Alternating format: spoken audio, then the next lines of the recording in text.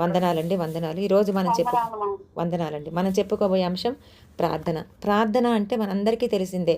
ప్రార్థన ఎంతో ప్రాముఖ్యమైనది. అసలు ప్రార్థన అంటే మనవి చేయటం, లేదంటే విజ్ఞాపన చేయటం, లేదంటే కృతజ్ఞతాస్తుతులు చెల్లించడం. అంటే ప్రార్థనలోనే వేడుకోవడం ఉంది, యాచనలు ఉన్నాయి, కన్నీళ్లతో రోదించడం ఉంది, తర్వాత స్థుతులు చెల్లించడం ఉంది, ఆరాధనలో పాటలు పాడడం ఉంది, లేకపోతే మనసుతో కూడా మనం ప్రార్థన చేసేది ఉంది, బయటికి ప్రార్థన చేసేది ఉంది, భాషల్లో ప్రార్థన చేయటం, ఇలా రకరకాల ప్రార్థనలు ఉన్నాయి. అంటే ఏదైనా సరే ప్రార్థన అంటే ఏంటంటే మనల్ని మనం తగ్గించుకోవడం. ఒకసారి చదువుకుందామండి. ఉదయాన్నే పాస్టర్ గారు కూడా ఈ వాక్యం మనతో చదివించారు.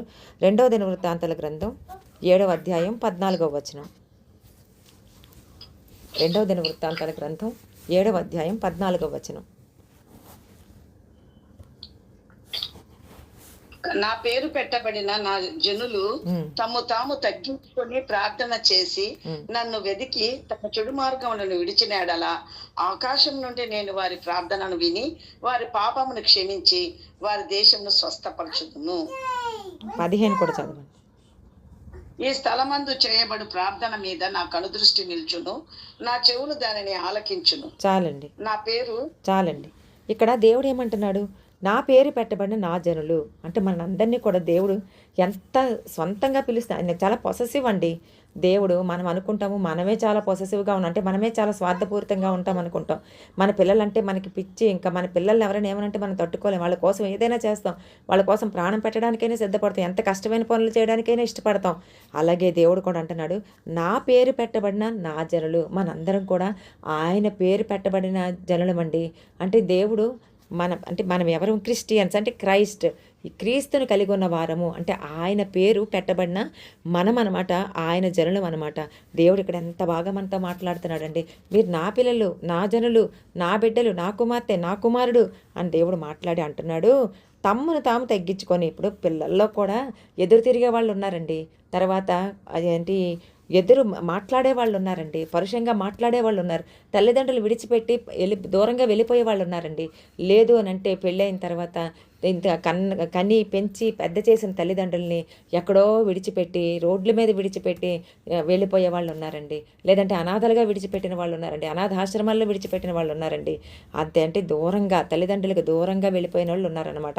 అయితే ఇక్కడ దేవుడు అంటున్నాడు, మనం కూడా మన తండ్రి ఎవరు అంటే యేసుప్రభు, మన తండ్రి దేవుడు. ఆ దేవుడి దగ్గర నుంచి మనం కూడా కొన్ని సమయాల్లో దూరంగా వెళ్ళిపోతామండి. ఏ సమయాల్లో మనం దూరంగా వెళ్ళిపోతాం? మనకు కష్టం వచ్చినప్పుడు దూరం అవుతాం. అంటే తాత్కాలికమేలండి, అది టెంపరీ కానీ పర్మనెంట్ కాదు. కొంతమంది ఏం చేస్తారు తెలుసా? మా జీవితంలో ఇది జరగలేదు కాబట్టి నేను దేవుడిని ప్రార్థన చేయను, నాకు దేవుడు అంటే వద్దు, నేను దూరంగా ఉంటానని అనుకుంటారు. ఇలాంటి భక్తి ఏంటంటే అసలు ఇది భక్తేనా? అంటే దేవుడి మీద అలగటమా? నీకు అన్నీ చేస్తేనే దేవుడా? నీకేమీ చేయకపోతే దేవుడు కాదా? యోబు ఎలాంటి పరిస్థితుల్లో దేవుడిని నమ్ముకున్నాడు? ఆయన ఇచ్చాడు, ఆయన తీసుకున్నాడు అంతే. ఆయన ఒక్క మాట కూడా అనడానికి లేదు.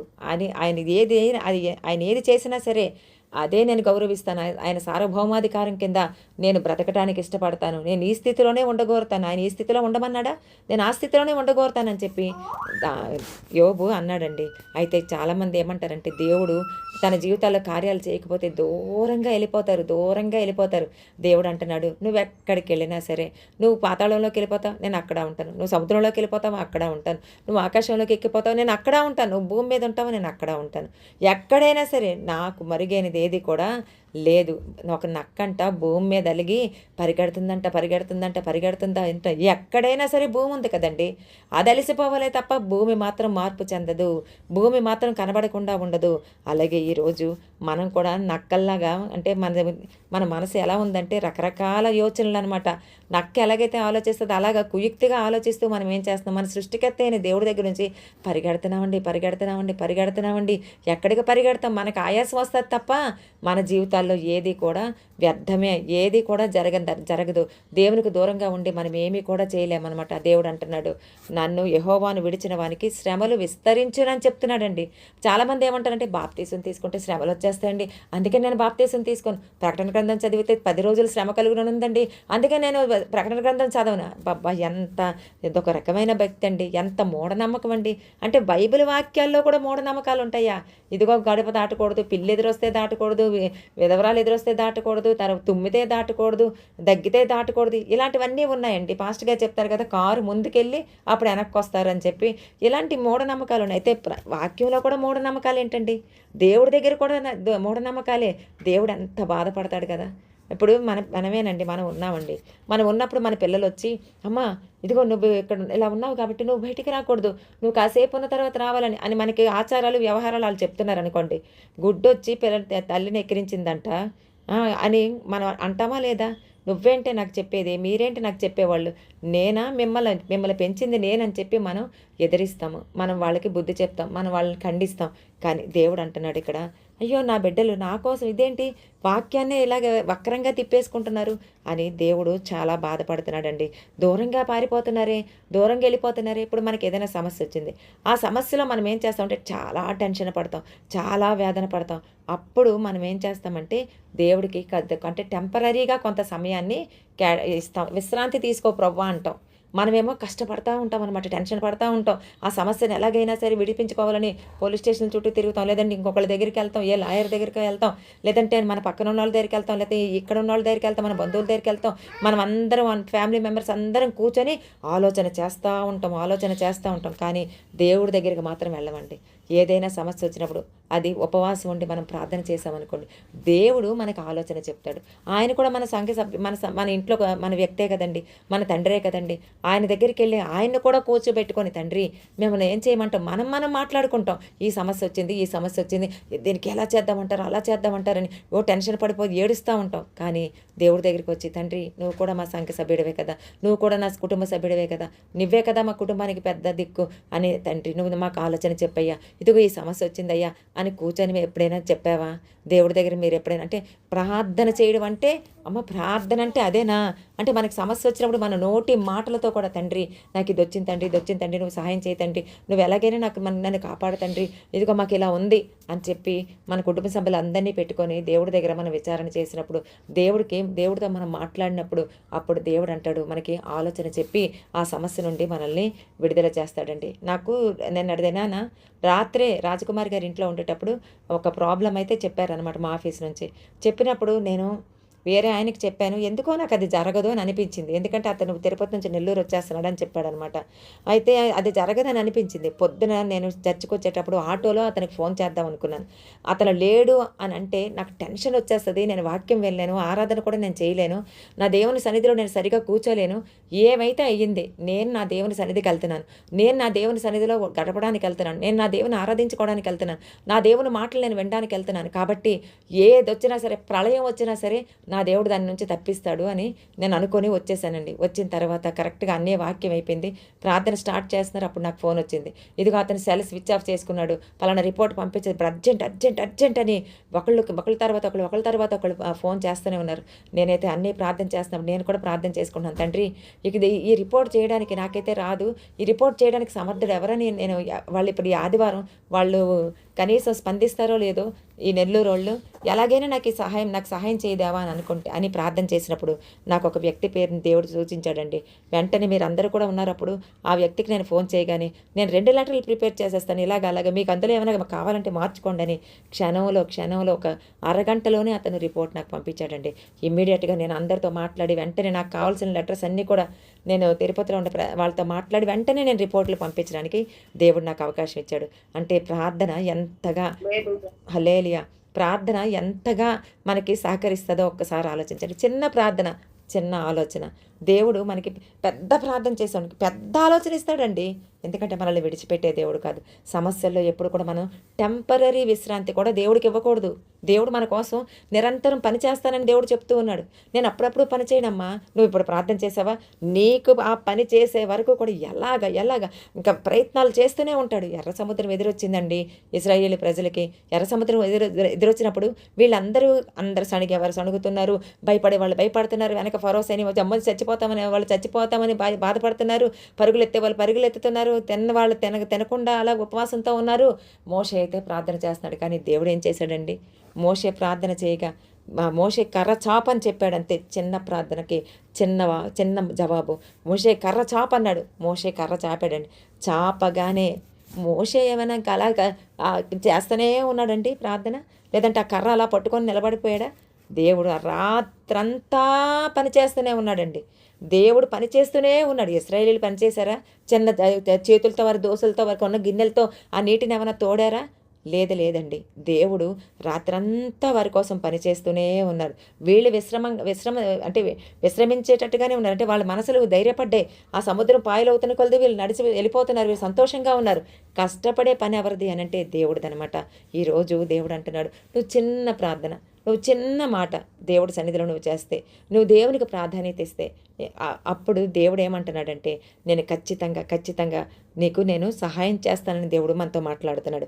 అయితే దేవుడు అంటున్నాడు, నీకు చిన్న సమస్య వచ్చినప్పుడు టెంపరీ రిలీఫ్ ఇస్తావు. నీకు పెద్ద సమస్య వచ్చిందనుకోండి, అనారోగ్యం వచ్చిందనుకోండి, అప్పుడు మనం ఖచ్చితంగా మన ప్రార్థనే మారిపోద్దండి. అసలు ప్రార్థనే ఆగిపోద్ది. ఆ నీరసమో ట్యాబ్లెట్లు వేసుకుంటున్నామో, మందులు ఇవి అవి అని చెప్పి అసలు ప్రార్థనే మానేస్తామండి. అయితే నేను మన సిక్ అయినప్పుడు నాగమణి మస్తానబి వాళ్ళు వచ్చారు. వచ్చినప్పుడు నేను నాగమణి పరస్పరం ప్రార్థనలు చేసుకున్నాం. అలాగే భాగ్య మన గ్రూపులోనే ఉంది. భాగ్యకి సమస్య వచ్చింది. నాకు తల తిరిగిపోతుంది ఆ రోజు. ఆదివారం మనకి డ్రమ్స్ ఎవరు కొట్టేవాళ్ళు లేరు. నేను నిద్రపోతూ ఉన్నాను. మత్తుగా ఎవరో కొట్టినట్టు తెలివచ్చింది. చూస్తే దేవుని ఆలయం అంతా సైలెంట్గా ఉంది. ఇదేంటి ఇలా పాడుతున్నారు? అమ్మో, నా దేవుని ఆలయంలో గంభీర ధ్వని గల తాళాలతో ఆరాధన జరగాలి కదా అని నా పిల్లలిద్దరూ వారిస్తున్నారు. అమ్మ వద్దు, పాస్టర్ గారు కళ్ళు మూసుకొని ఉన్నారు. అమ్మ వద్దమ్మా, నువ్వు పడిపోతావమ్మా అని వారిస్తున్నా సరే, నా దేవుని ఆలయంలో నేను డ్రమ్స్ కొట్టకుండా నేను ఉండలేను, ఈ వాయిద్యాలు వినపడకుండా ఆరాధన జరగడానికి వీల్లేదని నేను ఎక్కానండి. ఎక్కి ఆ రోజు కంటే ఎక్కువగా నేను ఆ రోజు డ్రమ్స్ కొట్టడం మీరందరూ కూడా చూశారు. దేవునికే మహిమ. అలాగే భాగ్య వెంటనే ఫోన్ చేసింది, అన్నయ్య ఇలా ఉందని అంటే నేను తీసుకొని గట్టిగా ప్రార్థన చేశాను. ఆ సమయంలో కూడా ప్రార్థన చేశాను అనమాట. అంటే ఇదంతా కూడా ఇది నా స్వార్థం, నేను అని నా కోసం అని చెప్పట్లేదండి. పరిశుద్ధాత్మ దేవుడిని మనందరం కూడా కలిగి ఉన్నాం. పరిశుద్ధాత్మ దేవుడు ఎప్పుడు కూడా మనల్ని పురుకొలుపుతూనే ఉంటాడు. నువ్వు టెంపరీ రిలీఫ్ ఇవ్వద్దు, నువ్వు చాలా కాలం అంటే లాంగ్ గ్యాప్ రిలీఫ్ కూడా ఇవ్వద్దు. నువ్వు ఎప్పటికప్పుడు నీకే సమస్య వచ్చినా సరే రా. ఇక్కడ ఉంది కదా 7వ అధ్యాయం 14వ వచనంలో, తాము తగ్గించుకొని ప్రార్థన చేసి నన్ను వెదకి. దేవుడు ఎక్కడున్నాడండి? ఎక్కడని వెతుకుతామండి మనం? ఆయన ఉత్తర దిక్కున ఉన్నాడా? అక్కడ నాకు కనబడలేదే. ఆయన దక్షిణం వైపు ఆయన ముఖం తిప్పుకున్నాడే. తూర్పు వైపుకి వెళ్తే అక్కడ కనబడలేదే. పడమటి వైపుకి వెళ్తే అక్కడ కనబడలేదే. షోలం మీద ఏకంగా ప్రియుడు వచ్చి వెళ్ళిపోతుంటే ఆ రోడ్ల మీద వెళ్తూ ఆయన కనుగొనడానికి వెళ్ళినప్పుడు కొట్టించుకుందే, పై వస్త్రాన్ని పెరికి వేయించుకుందే. అంటే కావలి వాళ్ళు కొట్టేసరే, దెబ్బలు తిన్నదే. అమ్మమ్మమ్మో, షోలమ్మీతిలాగా మనం దెబ్బలు తినొద్దండి. మనం దేవుణ్ణి వెతకడానికి వెళ్తూ ఉన్నప్పుడు, అంటే దేవుడు వచ్చినప్పుడు మనం గనక పని చేయకపోతే, మనం గనక ఆయన కనుగొనలేకపోతే మనం లోకంలో దెబ్బలు తినేస్తామండి. మనకి దెబ్బలు తగిలేస్తాయండి. మన పై వస్త్రాన్ని లాగేసుకుంటారండి. దొంగలు మనల్ని దోచుకుంటారండి. దేవుడు అంటున్నాడు, నన్ను వెదకి తమ చెడు మార్గం విడిచిన ఎడల. దేవుణ్ణి ఎక్కడ వెతకాలి? మన ప్రార్థనలోనే వెతకాలి. మన ప్రార్థనలో మనం వెతికినప్పుడు, అంటే మీరు ఎక్కడైతే కూర్చున్నారో ఆ కూర్చున్న చోట మీరు ప్రార్థన చేసినప్పుడు దేవుడు ఇమీడియట్గా వచ్చేస్తాడండి. ఇప్పుడు పిల్లలు ఏమైనా చదువుకుంటున్నారనుకోండి, మేము వచ్చి అలా చూస్తూ ఉంటాం, అమ్మో చదువుకుంటున్నారా, ఇలా చేస్తున్నారు. టిన్నా మీదన పని చేస్తుంది అనుకోండి, వచ్చి చూస్తూ ఉంటాం, గమనించుకుంటూ ఉంటాం. నా దేవుడు స్వార్థపరుడు కాదండి. ఆయన పిలిస్తే పలికే దేవుడు, నేనున్నాను అని పలికే దేవుడు. ఎప్పుడు మీరు రాజకుమారి గారి ఇంటికి వెళ్ళినప్పుడు మీరు ఒంటరిగా ఉన్నారు అని అంటాం. లేదండి, దేవుడు తన దూతలను ఆవిడకి ఖచ్చితంగా ఇచ్చారు. దేవుడు కూడా స్వయంగా ఆమెతోనే ఉన్నారు. ఆమె అంటే రాజకుమారి గారికి తోడుగా ఉన్నారు. అలాగే దేవుడు అంటున్నాడు, నువ్వెక్కడైతే నువ్వు ప్రార్థన చేస్తావో అదే నువ్వు నువ్వు స్థలం. దేవుడు నువ్వు ప్రార్థనలో నువ్వు వెదకాలి. దేవుడు అంతేగాని మనం ఆకాశానికి ఎక్కెళ్ళిపోతామని మనం అనుకోలేం కదా. ఎప్పుడైతే మనం ప్రార్థన చేస్తామో అప్పుడు దేవుడు నన్ను నువ్వు వెతుకుతున్నావు కదా అని చెప్పి దేవుడు మన దగ్గరికి దిగి వచ్చేస్తాడండి. మన చెడు మార్గాలను విడిచిపెట్టిన ఎట్లా మనం ఏదైనా చెడుగా ఆలోచిస్తున్నామేమో, ఎవరికోసమైనా వ్యతిరేకంగా మనం చెప్తున్నామేమో, ఎవరికోసమైనా వ్యతిరేకంగా ఎవరైనా చెప్తే మనం వింటున్నామేమో, అంటే మన చెవులు కూడా పాపం, వినేది కూడా, ఆ వినటం వల్ల కూడా మనకి పాపం వస్తుందండి. మనం ఏదైనా చెడుగా ఏమైనా చూస్తున్నామేమో, అలాంటి పాపాలన్నీ కూడా మనం క్షమించమని దేవుడిని అడిగితే మన దేశాన్ని స్వస్థపరుస్తానంటున్నాడు. మన పాస్టర్ గారు చెప్పారు కదా, కుష్ఠరోగి ఆయన దగ్గరికి వచ్చినప్పుడు దేవా నన్ను స్వస్థపరచని అన్నప్పుడు, నిన్ను శుద్ధినిగా చేయట నాకు ఇష్టమే అని అంటాడు. అంటే శుద్ధునిగా అంటే స్వస్థపరచడం అనమాట. అంటే మన పాపాలు దేవుడు ఏం చేస్తాడంటే స్వస్థపరుస్తాడు, పరిశుద్ధపరుస్తాడు. మనల్ని స్వస్థపరిచి మన పాపం అనే రోగమును ఆయన స్వస్థపరిచి మన పాపాలను ఏం చేస్తాడంటే మనందరినీ కూడా అవి తీసివేసి మనల్ని శుద్ధులుగా చేస్తాడు, అలాగే పరిశుద్ధంగా చేస్తాడు. అయితే మత్తయి సువార్త 6వ అధ్యాయం 8వ వచనం ఒకసారి చదువుదామండి. మత్తయి సువార్త 6వ అధ్యాయం 8వ వచనం.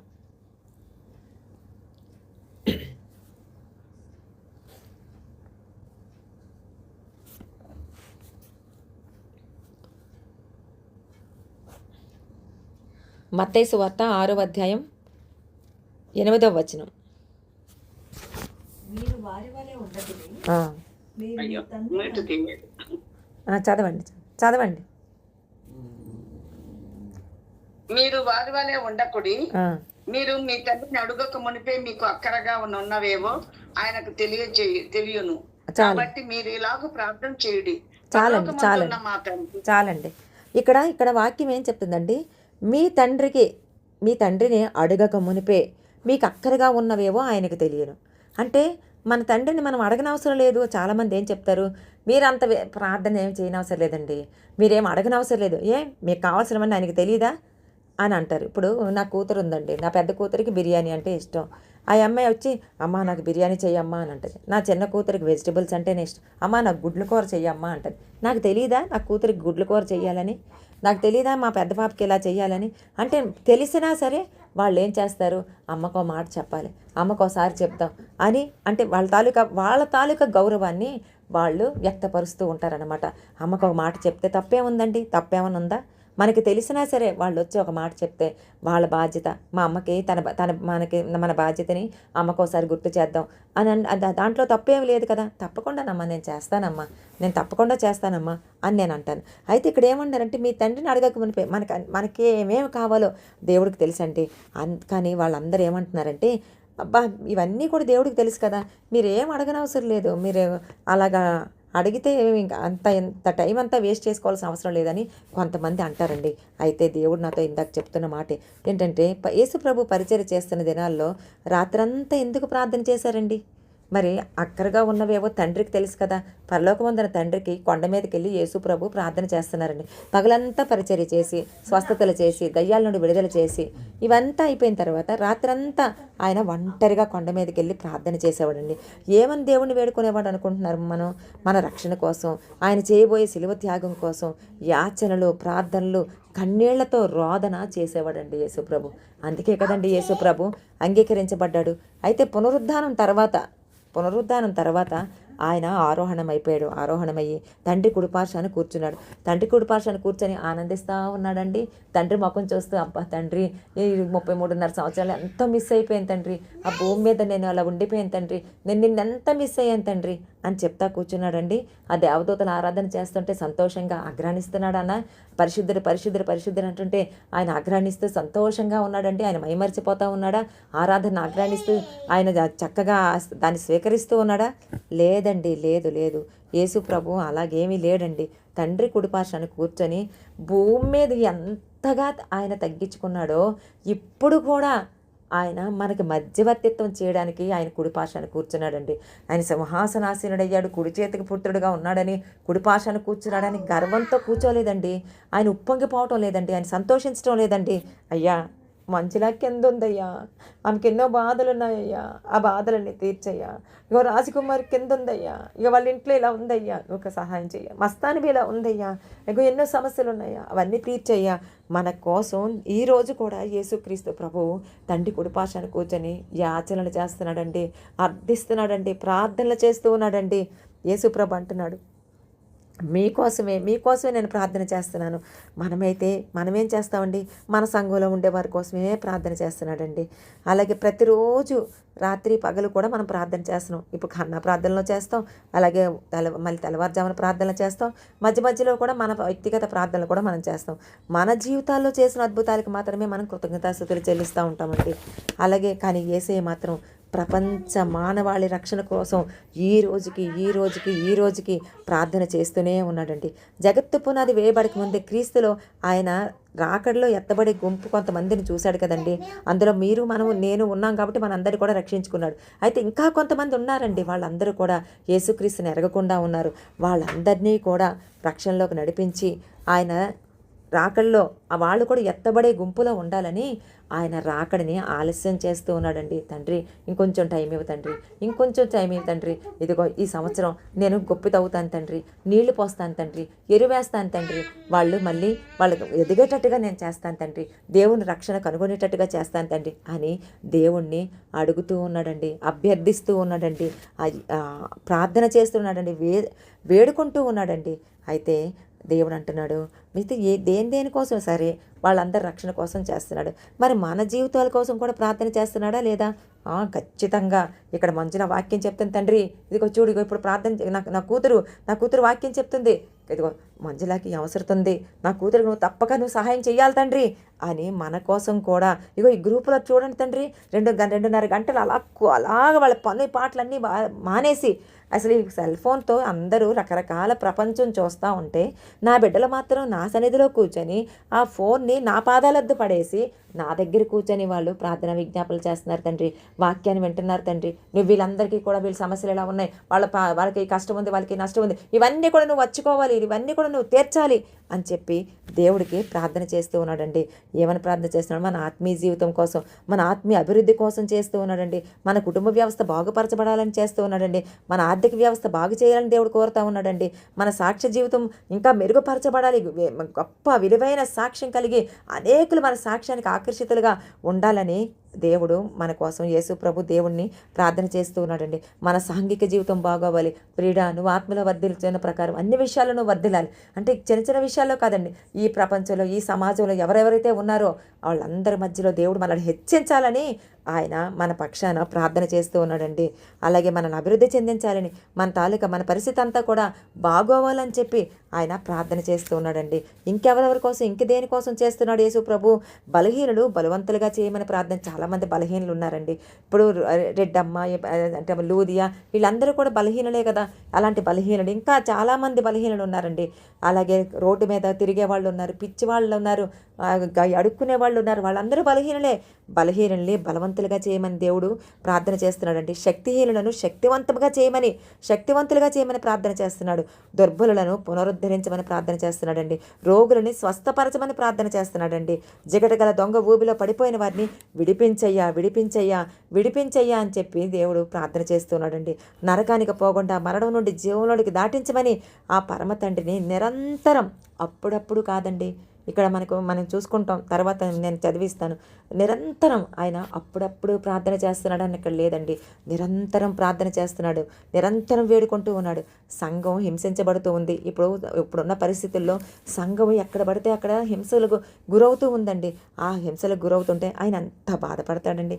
మన బిడ్డల్ని ఎవరైనా తిట్టారనుకోండి, కొట్టారనుకోండి, మనం ఎంత బాధపడతామండి. స్కూల్లో ఎవరైనా ఏమైనా సరే, నేనైతే వెళ్ళిపోయేదానండి, కాలేజీకి వెళ్ళిపోయేదాన్ని, స్కూల్కి వెళ్ళిపోయేదాన్ని. ఎందుకు మా అమ్మాయిని తిట్టారు, ఎందుకు మా అమ్మాయిని కొట్టారని చెప్పి అడిగేదాన్ని అనమాట. ఎందుకంటే వాళ్ళు ఏమైనా చేసేసుకుంటారని భయం, వాళ్ళు ఏమైనా అయిపోతారేమోనని భయం. అలాగే సంఘం హింసించబడుతుంటే యేసుప్రభు ఎంత బాధపడతాడండి. ఎందుకంటే మన తండ్రి కదా, మన కన్న తల్లి కదా. అదే దేవుడు ఎంత బాధపడతాడు. ఎదుటివారి రక్షణ కొరకు వీరి శ్రమలు ఆయనకు చాలా అవసరమయ్యాయండి. ఆది అపోస్తుల కాలంలో అపోస్తులు అందరూ కూడా ఎన్నో శ్రమలు పడ్డారు, ఎన్నో హింసలు పడ్డారండి. కొంతమంది అయితే ఖడ్గం చేత నశించిపోయారు, కొంతమంది అయితే సిలువ వేశారు, కొంతమందిని ఉరి తీశారు. ఇలాగ వీళ్ళందరూ చిందించిన రక్తం వల్ల వీరి శ్రమల మీద మన సంఘం కట్టబడిందండి. ఈరోజు మన సంఘం ఎంత అభివృద్ధి పొందింది అని అంటే వాళ్ళు పొందిన శ్రమల వల్లే, వాళ్ళు రక్తం చిందించడం వల్లే, వాళ్ళ యొక్క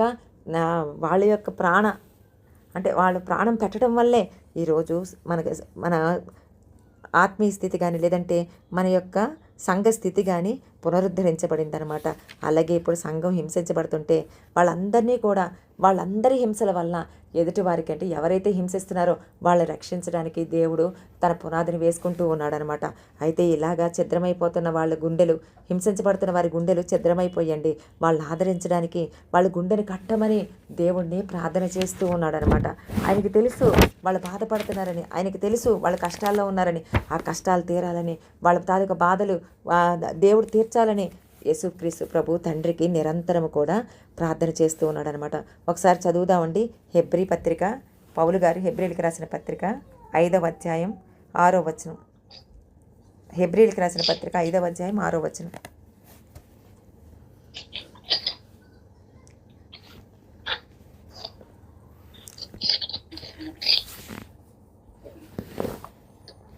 నీవు మెల్కీసెదెకు యొక్క క్రమం చొప్పున నిరంతరము యాజకుడు అయి ఉన్నావు అని మరి ఒక చోట చెప్పుచున్నాడు. అంటే చాలండి. ఇక్కడ యేసు ప్రభు మన కోసం నిరంతరము యాజకత్వం చేస్తున్నాడండి. ఇందాక చెప్పుకున్నాం కదా, ఆయన అప్పుడప్పుడు మన కోసం ప్రార్థన చేయట్లేదు, నిరంతరం యాజకత్వం చేస్తున్నాడు. అంటే మన కోసం, ఇందాక నేను చెప్పాను కదండి, మన పరిస్థితులన్నిటి కోసం, సర్వ మానవాళి రక్షణ కోసం, సేవకుల కోసం, ప్రతి ఒక్కరి కోసం అండి, ఇంకా రక్షణ పొందలేని వారి కోసం, ప్రతి ఒక్కరి కోసం యేసు ప్రభు ప్రార్థన చేస్తున్నాడు. మరి మనం ఇంకెంతగా ప్రార్థన చేయాలి? ఏం దేవునికి తెలియదా? ఇందాక మనం చదువుకున్నాం కదా మత్తయి సువార్త, దాని ప్రకారం ఆయనకి తెలుసు కదా, ఆయనకు అన్నీ తెలుసు కదా, మనకు అక్కరగా ఉన్నవేవో ఆయనకి తెలుసు కదా, కాబట్టి మనం ఏం ప్రార్థన చేయనక్కర్లేదు కదా అని చెప్పే వాళ్ళకి మనం సమాధానం చెప్పబద్దులమై ఉన్నాము. ఎందుకంటే యేసుక్రీస్తు ప్రభువే ఆయన శరీరధారిగా భూమి మీద ఉన్నప్పుడు ఆయన కన్నీళ్లతో, రోదనతో ప్రతిరోజు కూడా కొండ మీదకి వెళ్ళి విజ్ఞాపన చేసేవాడు, ప్రార్థన చేసేవాడండి. ఇప్పుడు పునరుద్ధానుడైన తర్వాత దేవుని కుడిపార్శ్వన కూర్చుని కూడా తండ్రితో ఉండకూడదనే భాగ్యం అలా ఎంచుకోలేదండి. ఆయన ఆ ఆరాధనలకి తండ్రి దగ్గర పక్కన కూర్చొని ఉప్పొంగిపోలేదండి. దేవుడు ఇంకా ఈరోజు ఇప్పటికీ కూడా మన కోసం భారం కలిగి ప్రార్థన చేస్తూ ఉన్నాడు అనమాట. అయితే మనం ఇంకెంతగా ప్రార్థన చేయాలి? ఈ భూమి మీదకి దేవుడు తన చిత్తాన్ని నెరవేర్చడానికే కదా మనల్ని పంపించాడు. ఆయన కొరకు ప్రార్థన చేసే ప్రార్థనాపరులుగా ఉండడానికే కదా మనల్ని పంపించాడు. సువార్థికులుగా ఉండడానికే కదా మనల్ని పంపించాడు. ఆయన రాజ్యాన్ని వ్యాప్తి చెందించే బిడ్డలుగా ఉండడానికే కదా మనల్ని దేవుడు పంపించాడు. మరి మనం ఇంకెంతగా ప్రార్థన చేయాలండి? అలాంటి ప్రార్థనలు, అలా మనకు ఎదురు చెప్పే ప్రార్థనలు ఎవరైనా మాట్లాడితే దాన్ని ఖండిద్దాం. ఈ రోజు నుండి మనం గట్టిగా ప్రార్థన చేద్దాం. తర్వాత ప్రార్థన అనేది ఆయన చిత్తమును భూమి మీద నెరవేర్చుటకు అత్యంత శక్తివంతమైన ఆయుధం లాంటిదండి. ఎంత పవర్ఫుల్ వెపన్ అంటే ఇది ప్రార్థన అనేది చాలా పవర్ఫుల్ అనమాట. అందుకని అంటాడు కదా, వాక్యం ఎవరైనా చెప్తారు, కానీ ప్రార్థించే పెదవులు చాలా అవసరం. కోత పనివారి కోసం వేడుకోండి. మనం వేడుకోవాలంటే మనం ప్రార్థన చేయాలి. ఆ ప్రార్థనలో దేవుడు కోత పనివారిని పంపిస్తాడు. అయితే ఈ ప్రార్థన ఎలాంటిది? ప్రార్థన ద్వారా రాజ్యాలను గెలిచిన రాజులు ఉన్నారండి. ప్రార్థన మాత్రమే ఊరక నిలుచొని చూడు. నా దగ్గర ప్రార్థన చేసావు కదా, హిజ్కియా ఆ మందిరంలోకి తీసుకొచ్చి ఆ లెటర్ను పరిచి ప్రార్థన చేశాడంతే. నువ్వు ఊరకే ఉండు. రాత్రి వచ్చింది, అది 1,85,000 మంది దోతొచ్చి అందరినీ సంహరించేసినట్టుగా మనం చూస్తాం. దావీదు ప్రార్థన చేసాడు, నేను వెళ్ళాలా ప్రభువా, నేను వెళ్ళానా యుద్ధానికంటే? వెళ్ళు, ఇగో కంబలి చెట్టు యొక్క కొరలు ఆ చప్పుడు వినిపించినప్పుడు నువ్వు వెళ్ళు, నీకు జయమిస్తాను అని. తర్వాత మోషే ప్రార్థన చేస్తుంటే యెహోషువ కింద వారు యుద్ధం చేస్తుంటే వాళ్ళకి విజయం ఇచ్చిన దేవుడు. ఇలాగా ప్రార్థన ద్వారా రాజ్యాలను గెలిచిన రాజులు ఉన్నారు. అలాగే ప్రార్థన ద్వారా అగ్నిగుండాన్ని తప్పించుకున్న షడ్రక మేషాక అబేద్నెగోల వంటి వారు ఉన్నారు. అబ్రహాము కూడా తప్పించుకున్నాడండి. మొన్నే కదా మనం చెప్పుకున్నాం, అగ్నిగుండం తప్పించుకున్నాడు. అలాగే ప్రార్థన ద్వారా మూయబడిన గర్భాలు తెరవబడ్డాయండి. మన అబ్రహాం గారు ప్రార్థన చేసినప్పుడు ఫరో యొక్క కుటుంబం అంతా ఆ రాజు ఇంటికి శారా వెళ్ళిపోయినప్పుడు వాళ్ళ గర్భాలు మోసినప్పుడు అబ్రహాము ప్రార్థన చేయగా వారి గర్భాలు తెరవబడ్డాయి. అలాగే రిబ్కాకి గర్భము రానప్పుడు ఇస్సాకు ప్రార్థన చేయగా ఆమె గర్భము తెరవబడటం మనం చూస్తామన్నమాట. అలాగే ప్రార్థన ద్వారా సింహపు బోను నుండి తప్పింపబడిన భక్తులున్నారు. తెలుసు కదండి మనకి, దానియేలు ప్రార్థన ద్వారా సింహం బోను నుండి తప్పించుకున్నాడండి. ఆ సింహాల నోటు నుండి తప్పింపబడ్డాడు. ప్రార్థన ద్వారా బానిసత్వం నుండి తప్పించబడ్డారండి యోసేపు వంటి వారు. యోసేపు బానిసత్వం నుండి తప్పించబడ్డాడు. అలాగే అంతేకాదండి, ఇశ్రాయేలు ప్రజలు ఐగుప్తు బానిసత్వం నుండి తప్పించబడ్డారు. వీళ్ళందరూ కూడా, అలాగే బబులోను రాజ్యానికి వెళ్ళిన ఇశ్రాయేలీల్ని దేవుడు ఆ బానిసత్వం నుండి కూడా వాళ్ళ ప్రార్థనల ద్వారా దేవుడు తెప్పించాడు. అలాగే ప్రార్థన ద్వారా రోగముల నుండి స్వస్థపరచబడ్డారని తెలుసు కదండి మనకి. హిజ్కియా చిన్న ప్రార్థనేనండి, సమయోచితమైన మాట, ఒకే ఒక్క మాట. ఆ చిన్న ప్రార్థనే అతను ఇంకో 15 సంవత్సరాలు బ్రతకడానికి దేవుడు ఆయుష్నిచ్చాడు. ఇంకా కొత్త నిబంధన దగ్గరికి వచ్చేటప్పటికి ఎంతోమందికి రోగాల నుండి రక్షించబడ్డారు. అలాగే మరణమైపోయిన వారిని కూడా యేసుక్రీస్తు ప్రభువు వాళ్ళని లేపినట్టుగా మనం చూడగలం. అలాగే శిష్యులు ప్రార్థిస్తున్నప్పుడు లోకాసువార్త చివరి అధ్యాయం చివరి వచనాల్లో ఉంటుందండి, వాళ్ళు ఎడతెగక దేవుని ఆలయంలో ప్రార్థన చేస్తూ ఉన్నారండి. అలాగే వాళ్ళు ఎడతెగక మేడగది మీద అపోస్తల కార్యాలు 2వ అధ్యాయంలో వాళ్ళు ప్రార్థన చేస్తూ స్తుతి ఆరాధన స్తోత్రాలు చెల్లిస్తున్నారు, ప్రార్థన చేస్తున్నారు. ఎడతెగక చేస్తున్న దానికి వాళ్ళు ఏం పొందుకున్నారండి? పరిశుద్ధాత్మను పొందుకున్నట్టుగా మనం చూడగలం. అలాగే ప్రార్థన ద్వారా దురాత్మల నుండి విడిపించబడ్డారు. ప్రార్థన ద్వారా చెరసాల నుండి విడిపించబడ్డారు. పేతురు చెరసాల్లో ఉన్నాడండి, హాయిగా నిద్రపోతున్నాడు. ఇంకా పొద్దున లేస్తే శిరచ్ఛేదనమే. కానీ సంఘం అత్యాసక్తితో ప్రార్థన చేసింది. అంత చెరసాల ఎన్ని గేట్లు విప్పబడ్డాయండి. దేవదూత వచ్చి స్వయంగా పేతురుని ఆ ప్రార్థన చేసేవారి ఇంటికి తీసుకొని వెళ్ళింది. ప్రార్థన ద్వారా చెరసాల నుండి విడిపించబడ్డారు. అలాగే స్తుతి ప్రార్థన ద్వారా చెరసాల పునాదులు బద్దలైపోయండి. పౌలు శీలలు వారు స్తుతులు చెల్లిస్తూ ఉండగా చెరసాల పునాదులు బద్దలైపోయండి. ఈరోజు మనం ప్రార్థన చేస్తూ ఉంటే ఇందాక మనం చెప్పుకున్నాం కదండి, 2వ దినవృత్తాంతాల గ్రంథం 7వ అధ్యాయం 14-15 వచనాల్లో అక్కడ ఏమనుందంటే, నేను వారి మొర విని నా కనుదృష్టి వారి మీద ఉంచుతాను, నా దృష్టి వారి మీద నిలుపుతాను అని. ఆ రోజు స్తుతి ప్రార్థన చేస్తూ ఉన్నారు, స్తుతులు పాటలు పాడుతూ ఉన్నారు. పాటలు పాడుతుంటే దేవుని కనుదృష్టి ఆ చెరసాల మీద పడిందండి. అంతే, దేవుని కనుదృష్టికి ఆ చెరసాల పునాదులు బద్దలైపోయండి. ఈరోజు మన జీవితాల్లో ఇంకా ఏదైనా చెరసాల్లో మనం ఉన్నామా? ఏదైనా బంధకాల్లో మనం ఉన్నామా? దేవుడు అంటున్నాడు, నువ్వు ప్రార్థన చేస్తున్నావు కదా, నువ్వు పాటలు పాడుతున్నావు కదా, నువ్వు స్తుతి చెల్లిస్తున్నావు కదా, ఇదిగో నా కనుదృష్టి నీ మీద నిలుస్తుంది. ఇదిగో నువ్వు ఎక్కడున్నావో, నీవే చెరలో ఉన్నావో ఆ చెర మీద నా కనుదృష్టి పెడుతున్నాను. అయ్యో దేవుడు అంటున్నాడు, ఆ రోజు భూకంపం వచ్చి పునాదులు బద్దలైపోయి వారి బొండలన్నీ కూడా విప్పబడినట్టుగా నేను ఈరోజు నువ్వే బంధకాల్లో ఉన్నావో ఆ చెరసాల పునాదులు నేను బద్దలు కొడుతున్నాను. నేను భూకంపాన్ని తెప్పిస్తున్నాను. నేను నీ జీవితంలో గల ఆ బొండలన్నీ కూడా తీసివేస్తున్నాను. ఆ బంధకాలన్నిటి కూడా నేను తెగ కొడుతున్నానని దేవుడు మనతో మాట్లాడుతున్నాడండి. ప్రార్థనకి చూసారా ఎంత ఎంత ఎంత గొప్ప జవాబులు ఉన్నాయో. ఇవన్నీ కూడా ఈ పైన చెప్పేవన్నీ మనం కూడా అగ్నిగుండం లాంటి శ్రమలు మనం పడుతున్నామండి. కొన్ని బానిసత్వాల్లో మనం కూడా వెళ్ళిపోతున్నామండి. కొన్ని రోగాలతో మనం కూడా బాధపడుతున్నామండి. పరిశుద్ధాత్మ నింపుదల లేక కొన్నిసార్లు మనం డ్రై ల్యాండ్స్ లాగా ఏదో పెదవులకి ప్రార్థన వచ్చి రానట్టుగా మనం ప్రార్థన చేస్తూ ఉన్నామండి. అయితే మన ప్రార్థన ద్వారా మన సమస్యల్లో మనం గెలిచి తర్వాత మనం ఏరియాస్ మారుతూ ఉన్నాం, మనం ప్రదేశాలు మారుతున్నాం, ఉద్యోగ సమయంలో కానీ లేదంటే ఇంకెక్కడికో సువార్తకి వెళ్తున్నాం. వాటన్నిటి మీద కూడా దేవుడు మనకి విజయం ఇస్తానని దేవుడు చెప్తూ ఉన్నాడు. ప్రార్థన ద్వారా సూర్య చంద్రులను ఆపగలిగారండి. యెహోషువ ప్రార్థన చేశాడు, సూర్యుడాను గిబియోన్లో ఆగిపో, చంద్రుడాను వయ్యాలో లోయలను ఆగిపో అని అన్నప్పుడు 24 గంటలు సూర్యుడు కానీ చంద్రుడు కానీ వాటి పదవిని ఉల్లసించడానికి వాళ్ళు త్వరపడలేదండి. చూసారా, సృష్టికర్త సృష్టించిన ఒక మనిషి ఆజ్ఞాపిస్తే దేవుని మాటకు లోబడిపోయాడండి. ఎందుకంటే దేవుని బిడ్డ కదా, దేవుని బిడ్డ ఆజ్ఞాపిస్తే సింహాలు ఆగిపోయండి, తర్వాత సూర్యచంద్రులు ఆగిపోయారండి. ఈరోజు మనం ప్రార్థన చేస్తే మన జీవితాల్లో ఈ ప్రవాహాలుగా వస్తున్న శ్రమలు, ప్రవాహాలుగా వస్తున్న శోధనలు, అడ్డంకులుగా ఉన్న ఈ సమస్యలు, మనకి ఏదైతే మనకు కొదువుగా ఉందో ఆ సమస్తము ఆగిపోవా, తొలగిపోవా, అవన్నీ కూడా తీరిపోవా? దేవుడు అంటున్నాడు, ఇంత ప్రాముఖ్యత కలిగిన ప్రార్థన నీ ద్వారా నేను చేయించుకోవాలని ఆశపడుతున్నాను, నీ ద్వారా నేను పొందుకోవాలని ఆశపడుతున్నాను, నాకు అత్యవసరం. దేవుడు అంటున్నాడు, ఇది ఎమర్జెన్సీ సిట్యుయేషన్, నువ్వు ప్రార్థన చేయాలి. నువ్వు ప్రార్థన చేయకుండా తల్లి, బిడ్డ, కుమారుడా, నేనేమి చేయలేనయ్యా, నేనేమి చేయలేనమ్మా, నువ్వు ప్రార్థన చేయి నా కోసం. నువ్వు ప్రార్థన చేస్తే నేను తండ్రిని వేడుకుంటాను, నీకు ఇమ్మీడియట్గా నేను జవాబిస్తానని దేవుడు మాట చెప్తున్నాడు అనమాట. అయితే ఒకసారి చూసుకుందామండి, మత్తయి సువార్త 6వ అధ్యాయం 7వ వచనం. మత్తయి సువార్త 6వ అధ్యాయం 7వ వచనం.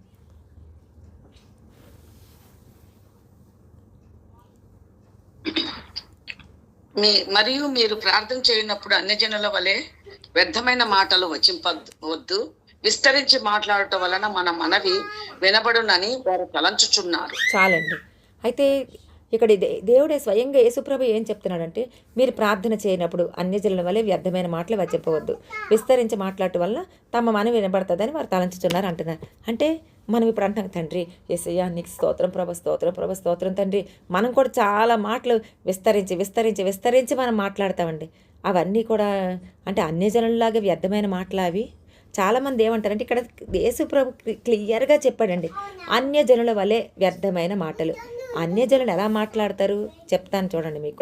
ఇప్పుడు మనం ఏంటంటే, మనం ప్రార్థన చేసినప్పుడు ఇదంతా కూడా మనకి ఎఫిలియేట్ చేసేసుకుంటామండి, మనకు అన్వయించేసుకుంటాం అనమాట.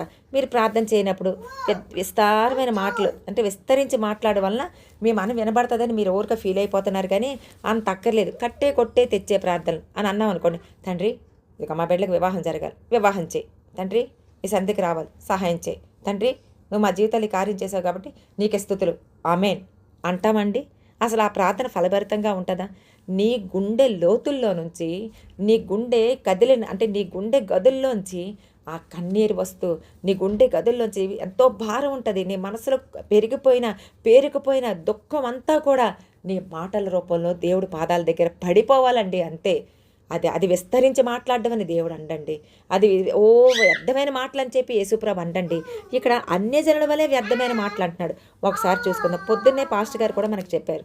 ఏం చెప్పారంటే పరిసయుడు. నేను ఎగ్జాంపుల్ పరిసయుడినే చెప్పేస్తున్నాను. పరిసయుడు ధర్మశాస్త్రాన్ని అంతటినీ కూడా అవపోషణ పట్టాడండి. అవపోషణ పట్టిన తర్వాత కూడా ఈయనేమని ప్రార్థన చేస్తున్నాడు, నేను చోరులకు, అంటే ఇదంతా పొద్దున మనకి వినేసాం కాబట్టి మామూలుగా చెప్పేస్తున్నాను, అన్యాయస్తులను వ్యభిచారులైన ఇతర మనుషుల వలనైనను ఈ సుంకరి వలనైనను ఉండనందుకు కృతజ్ఞతాస్తుతులు చెల్లిస్తున్నాను. చూసారు ఈ మాటలు ఎలా ఉన్నాయో. అసలు పరిసయుడు అతని జీవితంలో చేసిన దేవుడు అతని జీవితంలో చేసిన మేలుల కోసం కృతజ్ఞతాస్తుతులు చెల్లించడం లేదండి. ఏమని చెల్లిస్తున్నాడు, ఎదుటి వారి యొక్క బలహీనతలు, అంటే అతను వీళ్ళు చోరులు ప్రభా, వీళ్ళు దొంగతనం చేస్తున్నారు అని చెప్తున్నాడు అనమాట దేవుడికి. చూసారా, అలాంటి ప్రార్థన దేవుడు ఆలకించడండి. అవతల వాళ్ళ సంగతి నీకెందుకు? నేనేమంటాను తెలుసా అండి, కొడితే నా కూతురు నా పిల్లలు నేనే కొట్టుకోవాలి, తిడితే నా పిల్లలు నేనే తిట్టుకోవాలి, ఇంకోళ్ళు తిడితే నేను ఒప్పుకోను, ఇంకోళ్ళు కొడితే నేను ఒప్పుకోను. చాలా ఎక్కువ మాటలు మాట్లాడతాను అనమాట. మరి దేవుడికి ఇంకెంత స్వార్థం అండి మనం అంటే. ఆయన ఎంత మనం అంటే ఎంత ఇష్టం, ఆయన మనకి ఎంత పొసెసివ్గా ఉంటాడు. అలాంటి దేవుడు ఎదుటోళ్ళ కోసం వాళ్ళు దొంగలే కావచ్చు, వాళ్ళు ఏ పరిస్థితుల్లో దొంగలుగా మారారు, వాళ్ళ హృదయంలో ఏముందో, నిజంగా వాళ్ళు దొంగతనం చేశారో లేదో, ఒకవేళ వాళ్ళు దొంగతనం చేసి ఆ చేసిన దొంగతనానికి ఎంతో పశ్చాత్తాపడుతున్నారేమో. దావీదు తప్పు చేశాడు, నరహత్య చేశాడు, వ్యభిచరించాడు అని చెప్పి ఊరిక మనందరం చెప్పుకుంటున్నామా? అయ్యో, బైబిల్లో రాయబడి ఉందండి, దావీదు చేసిన పనికి ఎంత పశ్చాత్తాపడ్డాడో. దేవుడి దగ్గర 51వ దావీదు కీర్తన రాసేసాడండి ఏకంగా. ఆ ప్రార్థన ఎంతమందికి ఎంతగా పైకి లేపిందండి. అయితే ఇతను ఏమంటున్నాడంటే, వాళ్ళ పరిస్థితి, వాళ్ళు నిజమే వాళ్ళు దొంగతనం చేసినప్పుడు నువ్వు చూసావు, కానీ తర్వాత వాళ్ళ బ్యాక్గ్రౌండ్లో వాళ్ళు దేవుని దగ్గరికి వచ్చి ఎంతగా గోజాడుతున్నారు, ఎంతగా దొరులుతున్నారు, ఎంతగా కన్నీరు కార్చుతున్నారు, ఎంతగా తగ్గించుకొని దేవుడి దగ్గర విన్నపాలు చేస్తున్నారో అది నువ్వు చూడలేదే అని దేవుడు అంటున్నాడు. నువ్వు చోరులు అంటే ఎదుటి వారి యొక్క బలహీనతలు, చోరుల కోసం చెప్తున్నాడండి. అన్యాయస్తులు వాళ్ళు అన్యాయం చేశారు ప్రభా, ఇలా చేశారు. అయితే ఏమైనా పరిశుద్ధుడిలాగా వ్యభిచారం చేశారు, వ్యభిచారుల కోసం చెప్తున్నాడు అంటే ఒకసారి ఆలోచించండి. ఈ దొంగతనం చేసేవాడికి టైం అంతా ఏం చేస్తున్నాడండి, వీడు ఎక్కడ దొంగతనం చేస్తున్నారా, వీళ్ళు ఎక్కడ అన్యాయం చేస్తున్నారా, వీళ్ళు ఎక్కడ వ్యభిచారం చేస్తున్నారా, ఎవరెవరితో తిరుగుతున్నారు, ఎవరెవరితో మాట నేను కనిపెట్టేస్తానని చెప్పి, ఇది అదేదో ఉంటుంది కదండి, ఏదో 007 అని చెప్పి డిటెక్టివ్ అనమాట. ఒక డిటెక్టివ్ లాగా జేమ్స్ బాండ్ 007 అయిపోతున్నాడు అనమాట ఈ పరిసయుడు. అలాగైపోయి వీళ్ళందరి కోసం డిటెక్టివ్ లాగా డిటెక్ట్ చేస్తున్నాడు. దేవుడు ఇచ్చాడా నువ్వు డిటెక్టివ్ లాగా వాళ్ళు ఏం చేస్తారా, వాళ్ళు ఏం తప్పులు చేస్తున్నారో కనిపెట్టని చెప్పాడా దేవుడు? చెప్పలేదని. చెప్పని పనిని ఎందుకండి చెయ్యాలి? అసలు వాళ్ళ కోసం మాట్లాడడానికి ఇతనికి రైట్స్ ఏవి? అలాంటి రైట్స్ మనకు ఉన్నాయా? ఎదుటివారి కోసం మాట్లాడే రైట్స్ మనకు ఉన్నాయా? చేతనైతే నువ్వు నీ నోట నుండి కృతజ్ఞతా వచనం మాత్రమే ఉచ్చరింపవలను, ఇంకో మాట వచ్చింపకూడదంటే పరిసయుడు మాత్రం ఎలాంటి మాటలు మాట్లాడుతున్నాడో. అంటే దేవుడితో సమయాన్ని గడపకుండా ఇతను ఏం చేస్తున్నాడంటే టైం అంతా కూడా ఇలాంటి వ్యర్థమైన వాటికి వేస్ట్ చేస్తూ ఉన్నాడు అనమాట. అప్పుడు అందుకేనండి దేవుడు అంటున్నాడు ఇలాగా అలా అన్యుల్లాగా. అంటే అప్పుడు చూసారు, ఇతను అంగీకరించబడలేదు, ఇతను ప్రార్థన అంగీకరించబడలేదు, సొంకరతో పోల్చుతున్నాడు. అసలు సొంకరతో అతను పోల్చుకోవాల్సిన అవసరం ఏంటండి? ఆ సొంకరికి ఏమీ లేదు. అతని ధర్మశాస్త్రాన్ని అవపోసన పట్టాడు కదా. నీకెందుకంట, నువ్వు నీ స్థాయికి చెందినవాడు కాదు కదా, నీ స్థాయికి చెందినవాడితో నువ్వెందుకు పోల్చుకుంటావు అసలు? అలా తప్పు కదా. అలాంటి మాటలు మనం మాట్లాడకూడదు. ఇప్పుడు నేను అన్నానండి, ఎప్పుడు కూడా రాజకుమారి గారు, నేను, మస్తానిబి, తర్వాత వసంత, నాగమణి మేము మాత్రమే ఉంటాం. ఏ ప్రార్థన అయినా సరే మేమే చేస్తాం. చర్చిలో ఉపవాస ప్రార్థన, శుక్రవారం ప్రార్థన మేమే ఉంటాం. అలాగే ప్రార్థనకి ముందు రావడమో లేదంటే ఇంకేదైనా ప్రార్థనలు, చర్చిలో ఏమైనా ప్రార్థనలు పెడతామంటే ఎవ్వరు రారు, మేము మాత్రమే. నేను అన్నాను అనమాట, దేవుని యొక్క ఇన్నర్ సర్కిల్ మనమేనేమో, అందుకనే మన ద్వారానే దేవుడు చర్చికి, ఆలయానికి నడిపించి ఎంతలాగా మనల్ని ప్రార్థన చేపిస్తున్నాడని. ఉషా ప్రవీణి గారు కూడా వస్తారండి. ఆవిడ ఉన్నప్పుడు ఖచ్చితంగా వచ్చేస్తారు. అంటే ఏం చెప్తున్నానంటే, మనం ఒకళ్ళతో మనం పోల్చుకోకుండా, పరిసయుడు సమయం అంతా కూడా ఇలా చేయకుండా, దేవునితో గడపకుండా వ్యర్థమైన మాటలకి ఇలా చేస్తూ ఉన్నాడు అనమాట. అయితే సుంకరి ప్రార్థనలు దేవుడు అంగీకరించాడు, ఆ పరిసయుని ప్రార్థన దేవుడు అంగీకరించలేదు. మనం ఎప్పుడు కూడా ఇలా ఉండం కదండి. అసలు మనకెందుకు? అవతల కోసం మన గోళ మన చర్చ వాళ్ళందరూ బాగుపడాలి, కుటుంబాలుగా వచ్చేయాలి, ప్రతి ఒక్కరు కూడా దేవుని రక్షణ తెలుసుకోవాలి, ఇలా మన ప్రార్థన అంశాలే వేరు. అలాగా మనం ప్రార్థన చేస్తాం అనమాట. తర్వాత ఇంకోటి ఏంటంటే ఆచారపరంగా వల్లించే ప్రార్థనలండి. ఇప్పుడు కొన్ని సంఘాలండి చాలా ఎదిగే, ఎప్పుడో ఆది అపోస్తల కాలంలో అప్పుడు బైబిల్ అది ఉండేది కాదు. తర్వాత ప్రార్థనలు ఎలా చేయాలో తెలియదు కాబట్టి ఆ సంఘం విస్తరించడానికి, తర్వాత ఆత్మీయ జీవితపు పునాదులు బలంగా లేపబడ్డానికి కొన్ని బుక్కులు ప్రింట్ చేసి, ఇది ఇక బల్లారాధనకి, ఇదేమో ఆరాధనకి ప్రార్థన చేయాలి, ఇవి ఆరాధనకి ఇలా చదవాలి, పరలోక ప్రార్థన ఇలా చేయాలంటే ఇప్పటికీ అప్పుడెప్పుడో ఇచ్చిన పుస్తకాలు ఇప్పటికీ కూడా కొన్ని సంఘాల్లో పెట్టుకొని ఆ పుస్తకాల్లో ఉండే ప్రార్థనలే చేస్తున్నారండి. ఎంత ఘోరం అండి అది అసలు. మనకి ఎలాంటి ప్రార్థన ఇచ్చాడండి. ఒకప్పుడు ఇక్కడ అన్నా ప్రార్థనలో ఉండేవాళ్ళు చాలామందికి ప్రార్థన రాదండి, చిన్న ప్రార్థన రాదు, అలాగ అనేవారు. ఇప్పుడు ఎంత బాగా ప్రార్థన చేస్తున్నారు, అసలు ఒకళ్ళతో ఒకళ్ళు పోటీలుగా ప్రార్థన చేస్తున్నారు.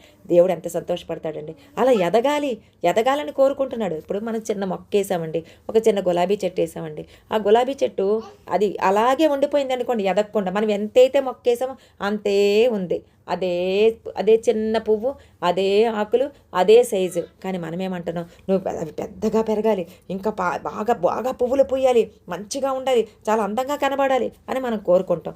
దేవుడు అంటున్నాడు, ఈరోజు చాలా సంఘాల్లో అలా పుస్తకాలు పెట్టుకుని ఆ ప్రార్థనలు చదువుతున్నారండి, సంఘస్థులతో కూడా చదివిపిస్తున్నారండి. అబ్బబ్బా, అసలు ఎంత అభివృద్ధి పొందిన, అంటే సంఘం ఎంత అభివృద్ధి పొందిన, వాక్యం ఎంత అభివృద్ధి పొందింది, ప్రార్థనలు ఎంత అభివృద్ధి పొంది, ఇలాంటప్పుడు కూడా వాళ్ళ ఆచారాలతో కూడిన ప్రార్థనలు వల్లిస్తున్నారు. ఇలాంటి ప్రార్థనలు వ్యర్థమని దేవుడు మనతో చెప్తున్నాడు అనమాట. అయితే దేవుడు అంటున్నాడు, ఒకసారి చదువుదామండి. యోహాను సువార్త 16వ అధ్యాయం 23-24 వచనాలండి.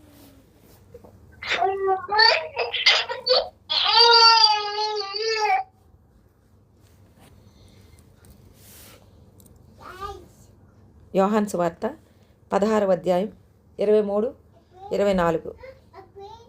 ఆ దినమున మీరు దేని గురించి నన్ను అడగరు, మీరు తండ్రిని నా పేరిట ఏమి అడిగినను ఆయన మీకు అనుగ్రహించునని మీతో నిశ్చయంగా చెప్పుచున్నాను. ఇంకా చదవండి. ఇది వరకు మీరేమీ నా పేరట అడగలేదు, మీ సంతోషము పూర్ణమగునట్లు అడుగుడి, మీకు దొరుకును. చాలండి. ఇక్కడ యేసు ప్రభు స్వయంగా మనతో మాట్లాడుతున్నాడండి.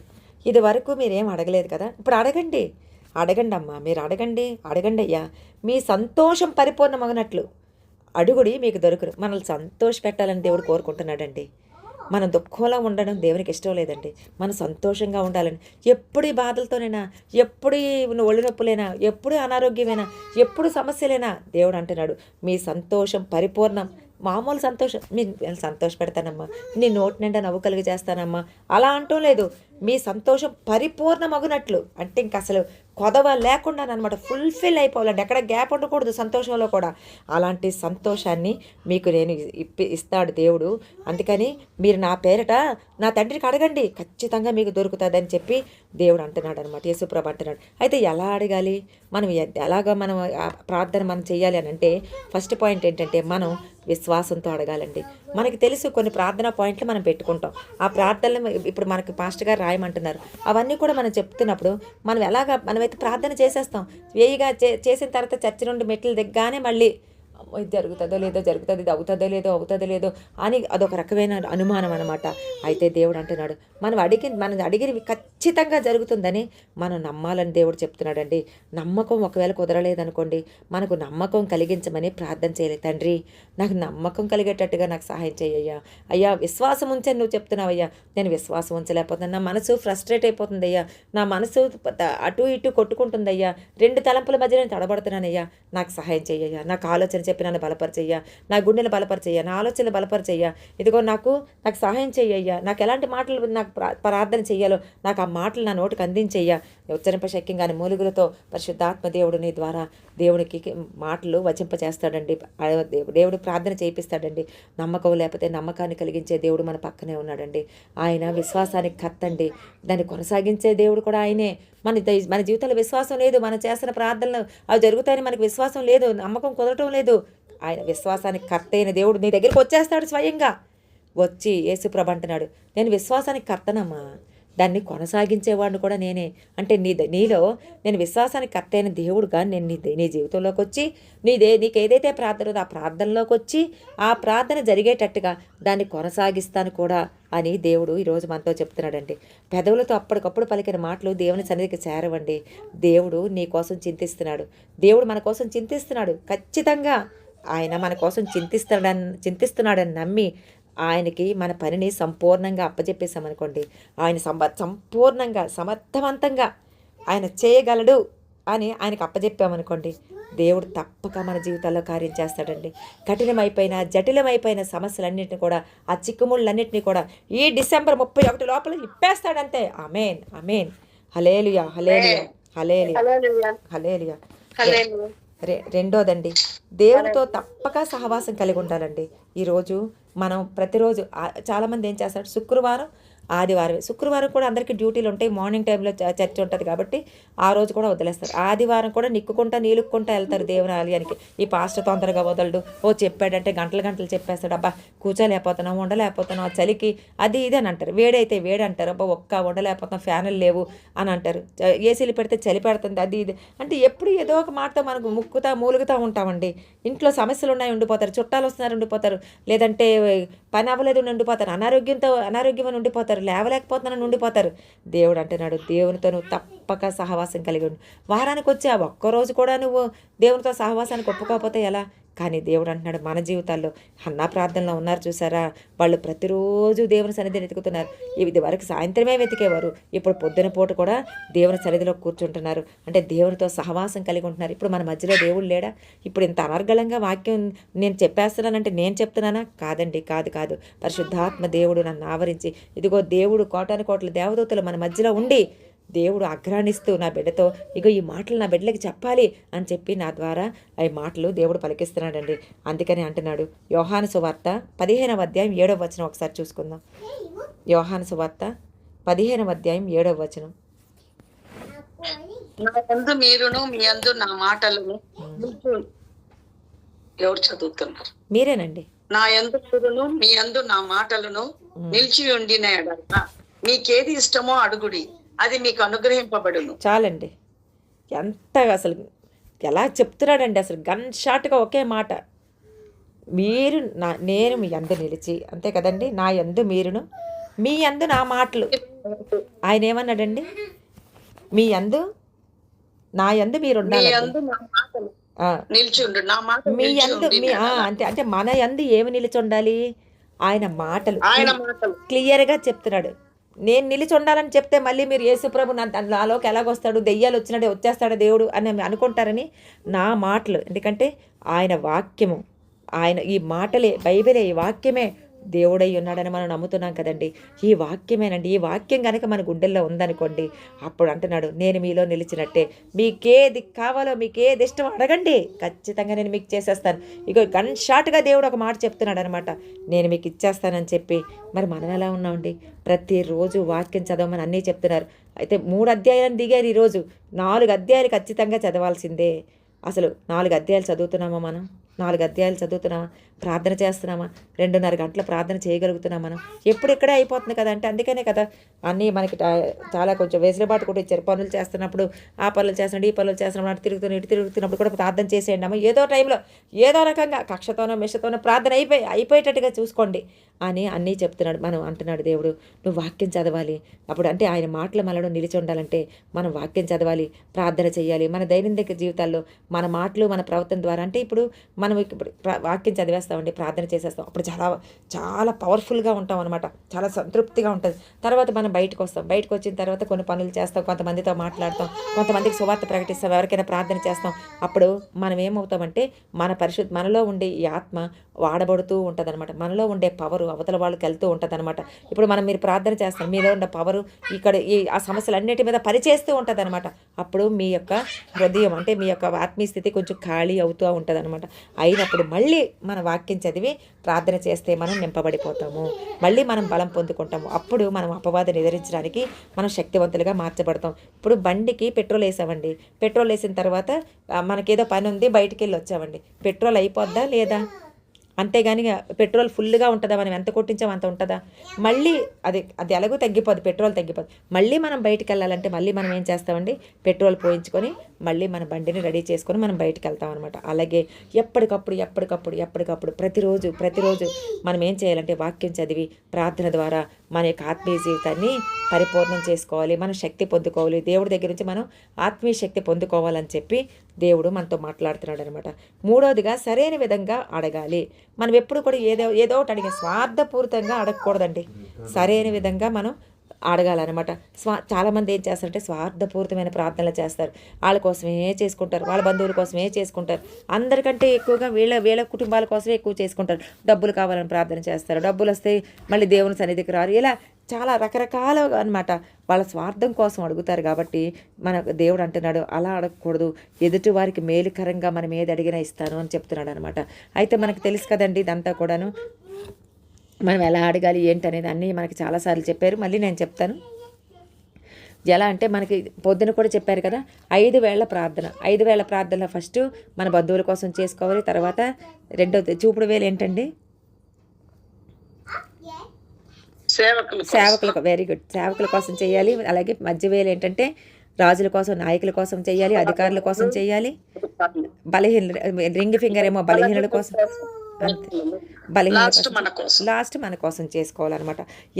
ఇలా సరైన విధంగా గనక మనం అడిగితే దేవుడు ఏమంటున్నాడంటే మీరు ఏది అడిగినా సరే నేను ఇచ్చేస్తానని దేవుడు చెప్తున్నాడు. అలాగే 4వ ప్రార్థన ఏంటంటే మనము దేవుని చిత్తానికి అనుకూలంగా అడగాలండి.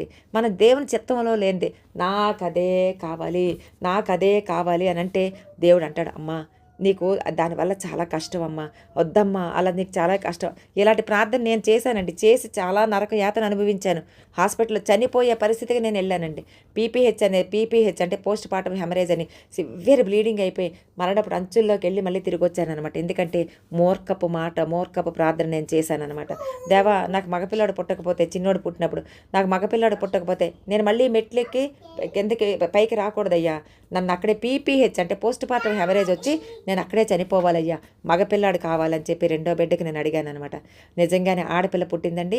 పుట్టిన తర్వాత గంటకే స్టార్ట్ అయింది post partum haemorrhage, severe blood loss అనమాట. అందరు నేను చనిపోయాను అనుకున్నారు. 2 గంటల సేపు నేను కోమాలో ఉన్నాను. కోమాలోకి వెళ్తున్నప్పుడు ఒకే ఒక్క మాట అనుకున్నానండి, దేవా అంటే మోనాని జ్ఞాపకం చేసుకున్నాను. మోన అప్పటికే చాలా చిన్నపిల్ల, పాప 3 రోజుల నుండి నా దగ్గరికి రాలేదు కూడా అనమాట. మోనాని జ్ఞాపకం చేసుకొని తండ్రి నన్ను చంపేస్తున్నావా అని ఒకే ఒక మాట అడిగానండి. అంతే 2 గంటలు కోమాలో ఉన్నాను. ఆ తర్వాత మళ్ళీ బయటకు వస్తే ఆ ఎనస్థెటిస్టు, ఆ డాక్టర్లు అందరూ వచ్చి గైనకాలజిస్టులు అన్నారు, అసలు ఎలా నువ్వు బతికావో మాకు తెలియదు తెలుసా, నీకు అసలు అది ఎలా బతికావు అసలు, నువ్వు నిజంగా దేవుడే నేను రక్షించాడని చెప్పి నా బొగ్గల మీద కొట్టింది దేవుడే నేను రక్షించాడని చెప్పాడండి. చూసారా, దేవుని చిత్తానికి వ్యతిరేకంగా వెళ్తే దేవుడు నిజంగా ఆ ప్రార్థనలు కూడా ఆమెను అంటాడండి. ఎందుకంటే మనం వెళ్ళట్లేదు అనుకోండి, మనం మొండితనం పట్టేస్తాము. నేను చాలా మొండితనం అనమాట. దానికి దేవుడు జవాబిచ్చాడు. గట్టిగా నాకు ఖర్చు తగిలిందంట, చనిపోయే స్థితికి వెళ్ళి మళ్ళీ ఆ టైంలో కూడా నేను ఒక మాట నేను అనడం వల్ల చిన్న ప్రార్థనకి దేవుడు జవాబిచ్చి దేవుడు ఏం చేశాడంటే నా ప్రార్థనకి నాకు మళ్ళీ తిరిగి మరలా నాకు జీవాన్ని ఇచ్చాడనమాట. అయితే 1వ తిమోతి చదువుదామండి ఒకసారి. 1 తిమోతిలకు రాసిన మొదటి పత్రిక 2వ అధ్యాయం 1, 2, 3 వచనాలు ఒకసారి చదువుకుందామండి.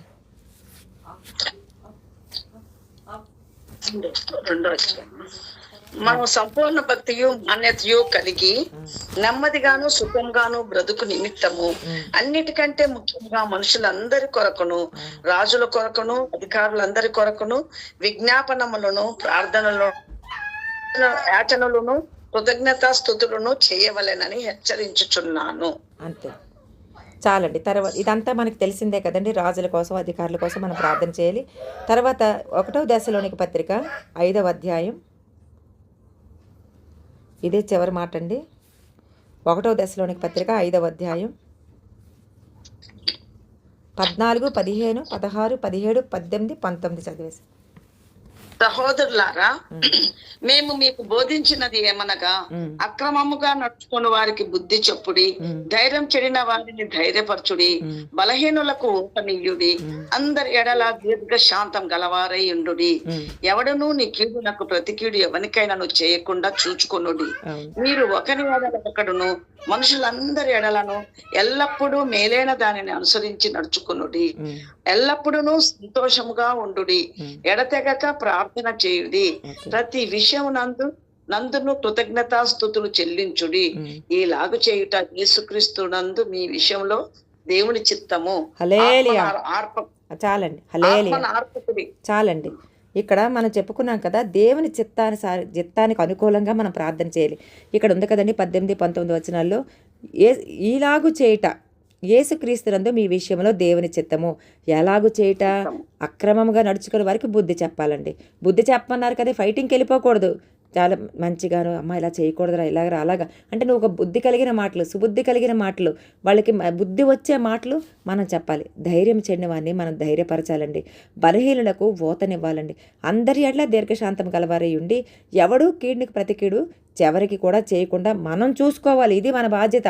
ఈరోజు ఉపవాస ప్రార్థనలు మనం చేస్తూ ఉన్నామంటే ఇవన్నీ కూడా దేవుని చిత్తం అనమాట.